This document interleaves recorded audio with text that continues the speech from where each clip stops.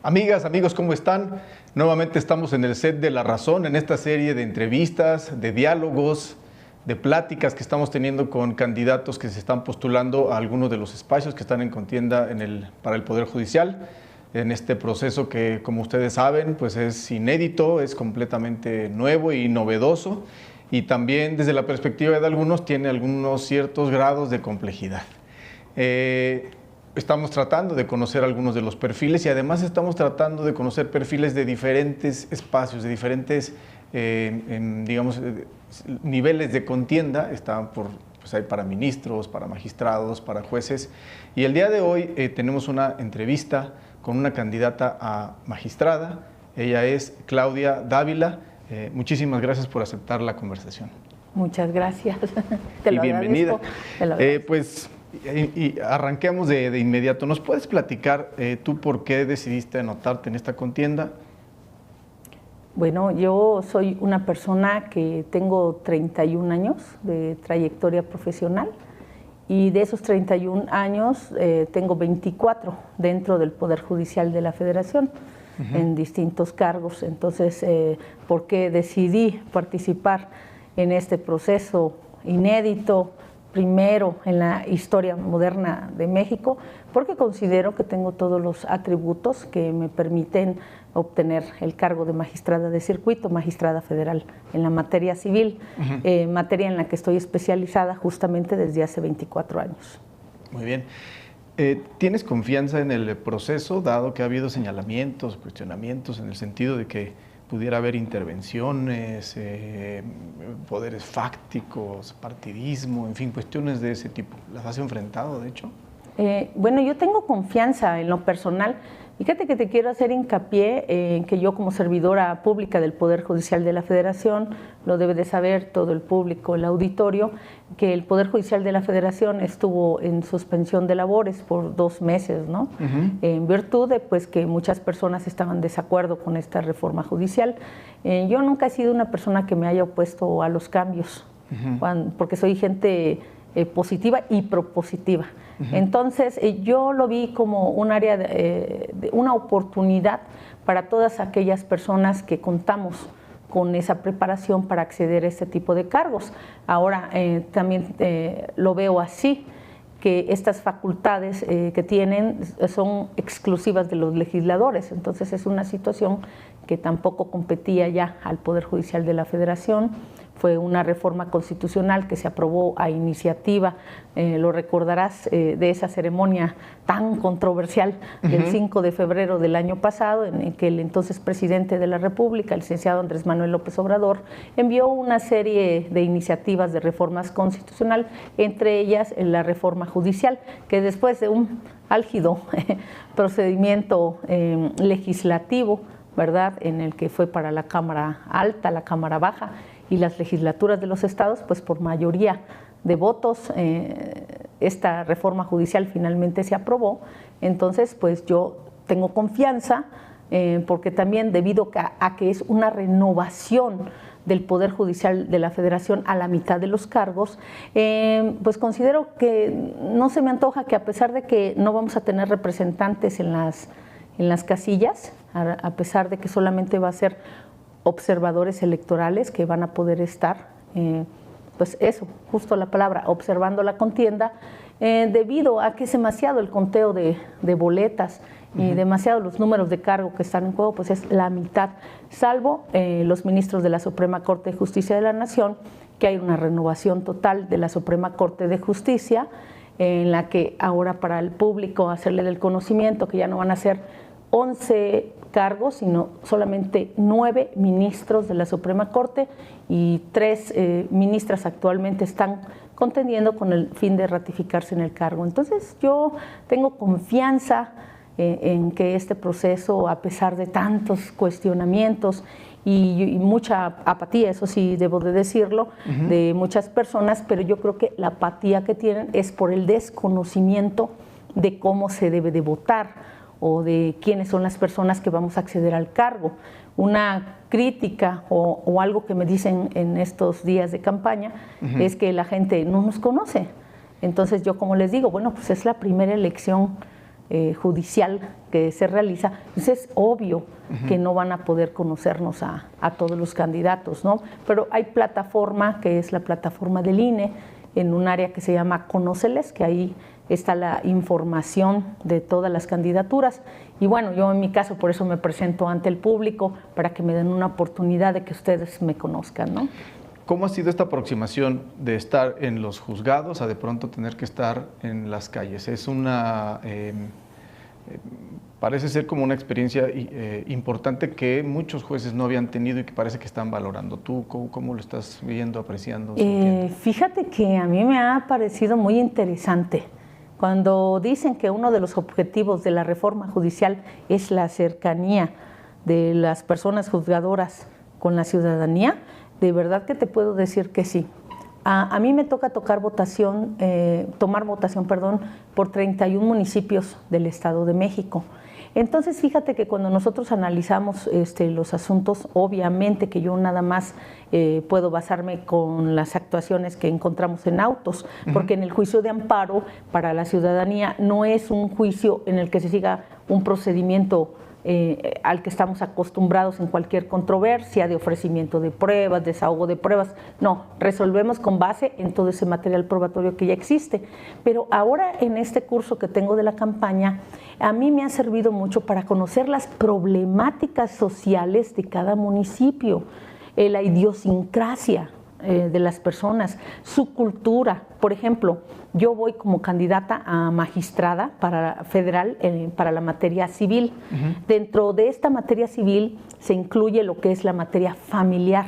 Entonces, hoy día tenemos muchas controversias sobre violencia familiar. Entonces, a mí me ha servido mucho el trabajo de territorio que estoy haciendo dentro de mi campaña, entre otras formas de cómo estoy pidiendo el voto, para poder advertir estas orígenes, estas causas de todas estas controversias de violencia familiar en el contexto social en el que me encuentro, porque fíjate que no es lo mismo la cultura que tiene un municipio con otro. A pesar de que estoy haciendo mi proselitismo en estos 31 municipios, un municipio es muy distinto de otro, y a mí eso me servirá, de obtener el triunfo, pues para ver esos expedientes que no los debemos de ver así. Nunca los he visto como un simple expediente, pero para comprender más la problemática que se encuentra ventilada en estos juicios, el saber los contextos de una forma más pormenorizada. Sí. Digamos que una de las nuevas fuentes de legitimidad que tendrán los jueces que van a entrar es precisamente la votación. Sin embargo, lo comentabas hace un momento, hay un tema de apatía y quizá de desconocimiento, de manera que pareciera que un poco esa fuente que va a ser la legitimidad, la nueva legitimidad a partir de la cual van a trabajar, se pudiera ver afectada si no hay una participación, yo ya no voy a decir nutrida, pero por lo menos mínima e indispensable. ¿Cómo aprecias esa parte, dado que es una fortaleza que se puede convertir en debilidad? Fíjate que yo creo que fue muy correcto, muy acertada la determinación del Tribunal Electoral del Poder Judicial de la Federación de permitirle a todos los servidores públicos que a través de los distintos ámbitos de sus competencias, incluidos medios digitales o físicos, electrónicos, de comunicación, para que la ciudadanía esté informada en relación con este proceso de elección que hay judicial, porque yo creo que esa apatía se genera precisamente porque la gente no tiene conocimiento en relación con esta reforma judicial ni los alcances que tiene. Entonces, si bien es cierto en esa resolución del Tribunal Electoral del Poder Judicial de la Federación, la limitante es que no se incline la votación hacia cierto candidato, pero sí el dar la difusión, el que la gente que conozca, el que la gente se difunda nuestras candidaturas. Yo creo que la gente tiene esa apatía porque no conoce.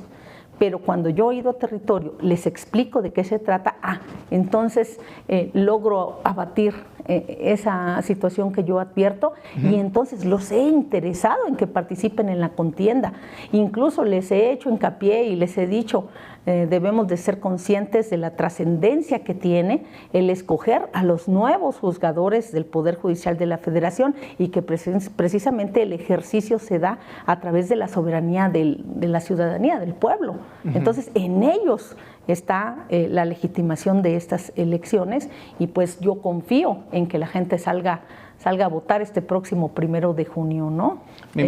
Sí, máxime porque son 10 boletas las que nos corresponden al Estado de México, 6 a nivel federal y también recordemos que el Estado de México fue de los primeros estados de la República que su legislatura, se autoriza la reforma judicial, también para la renovación del Poder Judicial del Estado de México a la mitad, entonces también tenemos 4 boletas. Entonces imagínate si para un ciudadano a veces tener 5 o 6 boletas en un sistema el tradicional que teníamos de la X y ahora como hay una modificación de ese sistema de elección que ahora va a ser a través de números, pues sí, se vuelve todo una explicación que dar, porque son muchos los números de cargo y la gente dice, pues es que son un montón de personas.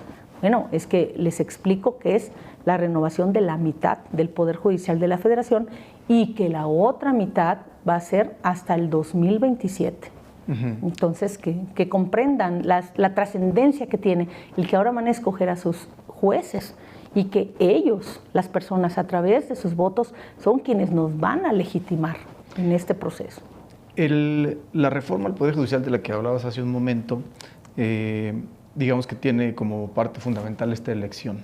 Sin embargo, no marca otros caminos, otros derroteros para mejorar el sistema de justicia. Que el sistema de justicia, pues también hay muchas cosas que son deficientes. Primero, ¿tú consideras que con la reforma que se aprobó es posible avanzar hacia una renovación de lo necesario del Poder Judicial? Mira, vamos a hacerle aclaraciones también al público. La reforma judicial no significa que se terminó la carrera judicial, ¿sí? Porque eso es algo que hay que aclarar. Sí.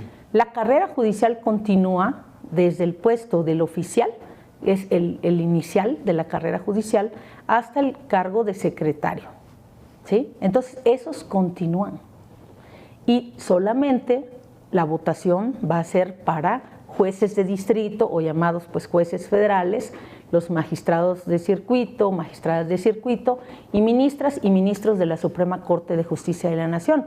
Eso no significa que después de haber sido electos vayamos a pensar que esto se queda así, porque actualmente se llama Consejo de la Judicatura Federal, ¿verdad?, quien regula todas las partes administrativas del funcionamiento del Poder Judicial de la Federación, y hay la Escuela de Formación Judicial, ¿sí?, que es la que se encarga de la capacitación. Sí. Entonces, si continúa esta institución o el que resulte equivalente, necesariamente que se tendrán que dar los mismos cursos de actualización y capacitación a las que obviamente no debemos de escapar las personas que resulten vencedoras de este proceso electoral, ¿no? Entonces la capacitación tiene que seguir constante en el Poder Judicial de la Federación. Lo único que cambia son los mecanismos para escoger a los jueces y magistrados, pero pues recuerda tú que para escoger a ministros anteriormente no era por el sistema de carrera judicial. Actualmente la conformación de la Corte se integra por ministras o ministros que no son de carrera judicial y otros que han sido de carrera judicial. Entonces ha sido una amalgama, ¿no?, ahí de personalidades en las que pues sí, invariablemente ha habido personas que son grandes juristas y tenemos también personas doctrinarias, tenemos personas que han tenido despachos jurídicos, es decir, entonces ese cargo de ministro no entraba dentro de la carrera judicial.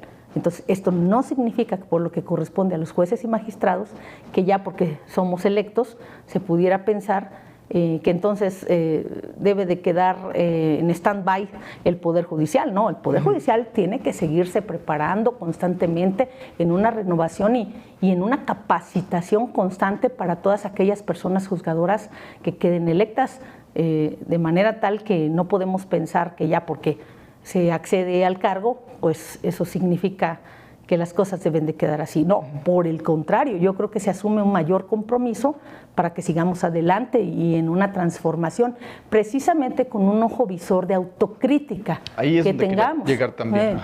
¿Dónde están los puntos de autocrítica a quienes han estado también ya en el Poder Judicial? Es que yo creo que eso es lo que ha fallado. Yo creo que muchas cosas se dieron porque no hubo autocrítica de la gente del Poder Judicial de la Federación.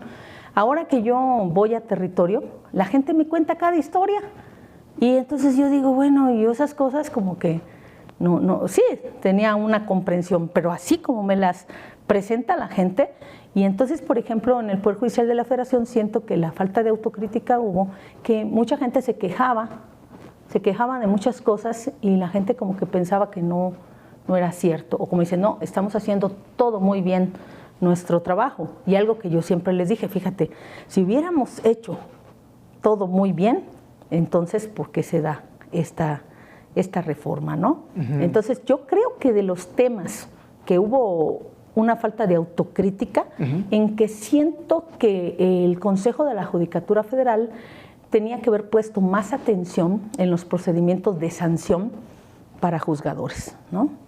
Entonces, si lo hizo, pero si no dio resultados a la sociedad o no los hizo muy públicos, pues tal vez la gente se quedó con ese sinsabor, ¿no? Yo creo que también otro problema que hubo, el retardo en la impartición de justicia, pero que también no se da a conocer por qué luego los retardos en la impartición de justicia. Por ejemplo, en el juicio de amparo directo son coadyuvantes del Poder Judicial de la Federación las autoridades responsables, es decir, las autoridades contra las que se promueve el juicio de amparo. Y esas mismas autoridades nos tienen que ayudar porque así lo dispone la ley de amparo, no porque se le ocurra al Poder Judicial de la Federación. Son coadyuvantes en los emplazamientos de las contrapartes de los que promueven el juicio de amparo. Y ahí hay mucho retardo porque muchas veces no se logra emplazar. Y entonces la gente se queja de esas situaciones. O bueno, muchas personas me han dicho la queja, es que no nos recibían jueces y magistrados.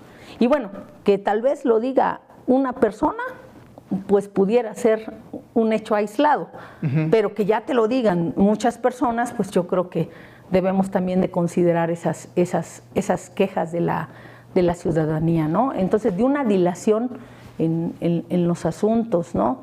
Y pues muchas personas también han incluso hablado de actos de corrupción, pero como yo se los dije, pero no nada más basta señalarlos. Hay que denunciarlos para que pueda proceder pues su queja, ¿no? Porque si usted no pone una queja por escrito, pues entonces ahí se queda nada más la denuncia, ¿no? Al aire. Entonces hay que ponerla. Y pues muchas cosas más que yo creo que teníamos que haber mejorado, ¿no? Pero creo que las más relevantes es esa, ¿no? En el retardo en la impartición de justicia, incluso la arrogancia de muchos jueces y magistrados, ¿no? La arrogancia, porque hay que decir las cosas como son. Ojo, ojo, porque ya no va a faltar que estén viendo la entrevista y empiece la crítica, ¿no?, hacia lo que estoy diciendo. Hay muchas personas juzgadoras de una gran calidad humana, ¿no? Eso es incuestionable. Hay personas juzgadoras que de verdad, mis respetos, y pues bueno, si no se propusieron para esta ratificación, pues sus deseos, conforme a sus deseos personales o sus situaciones que vivieron, pues es respetable, ¿no?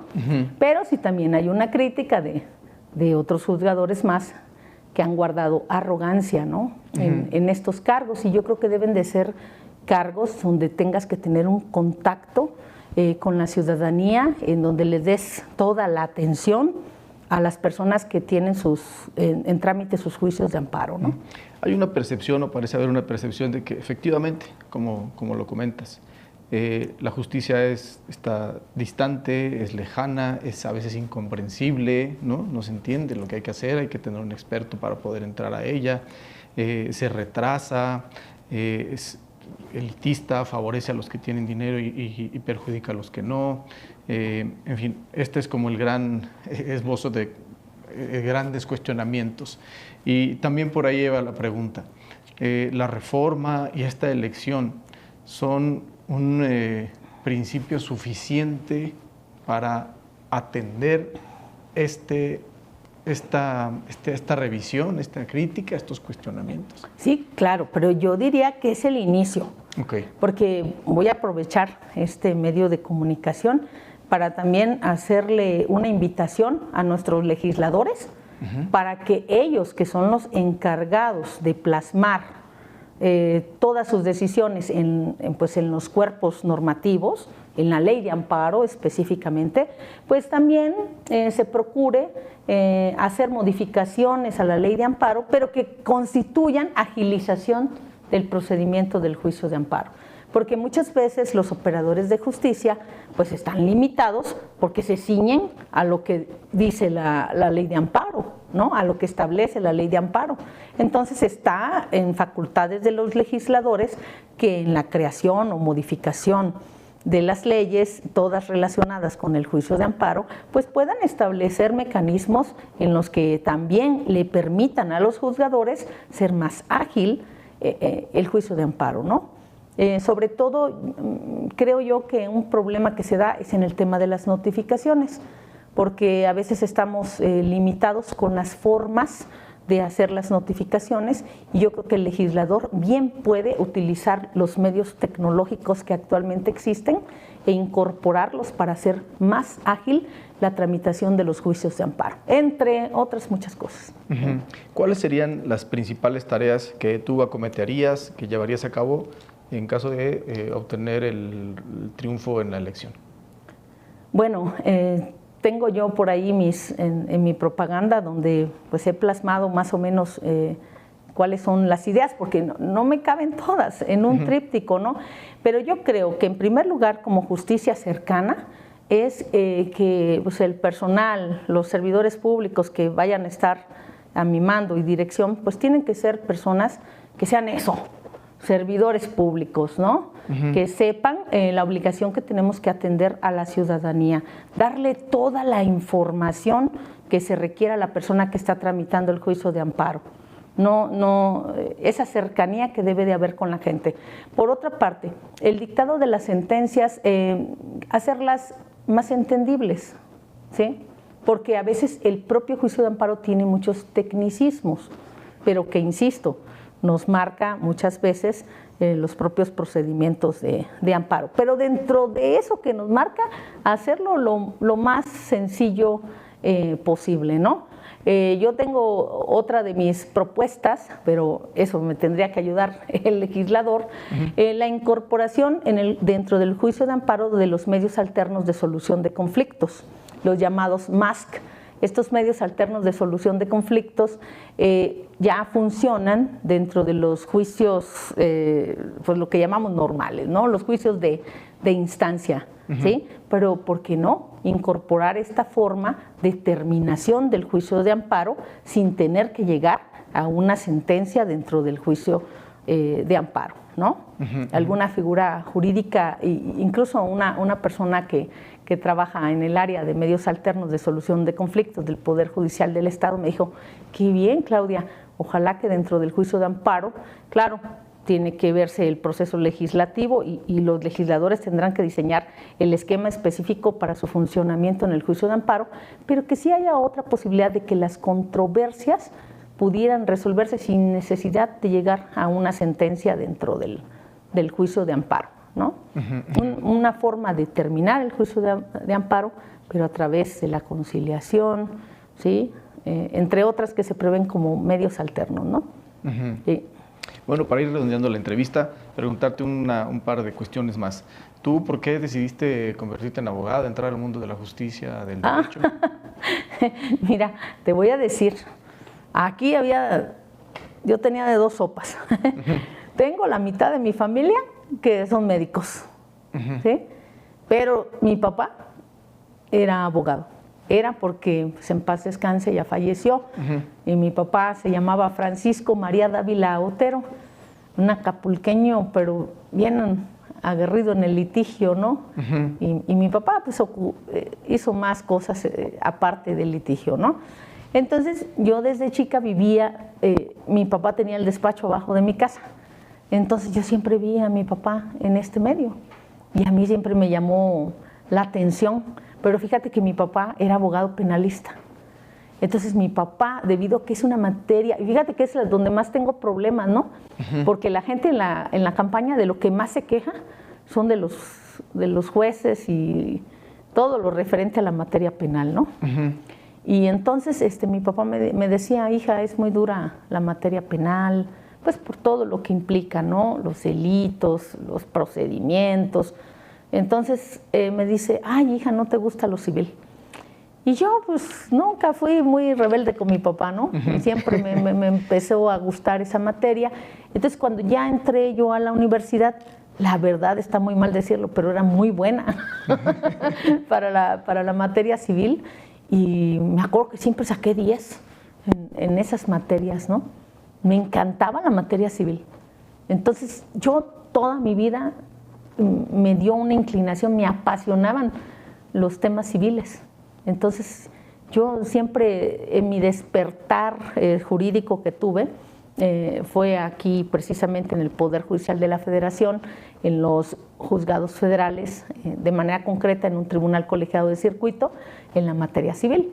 Entonces, imagínate, yo siempre interesada en la materia civil, entro en la práctica dentro de la materia civil, no, hombre, caramba. Entonces, ¿por qué? Porque hoy día estoy con licencia en mi cargo de secretaria de tribunal. Entonces los secretarios de tribunal, los secretarias de tribunal, para el público que nos está viendo, somos los brazos derechos, así se puede decir, las personas que trabajamos directamente con los magistrados, y nuestra labor principal consiste en la elaboración de los proyectos de sentencia.